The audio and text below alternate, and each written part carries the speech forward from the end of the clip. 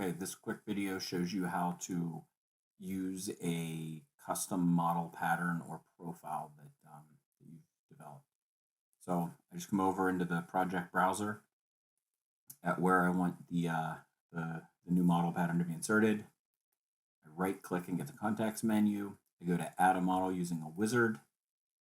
The wizard comes up, and this is typically what you see. Lots of different model patterns and things in here that you can use. Go up to perspective and go to specialized, all specialized, and then this brings up the ones that are loaded. And so you just click on the model pattern you want to create. So I'm going to do the new mission analysis model pattern, which is part of the MBSE for Safe 5.0 custom profile that we built.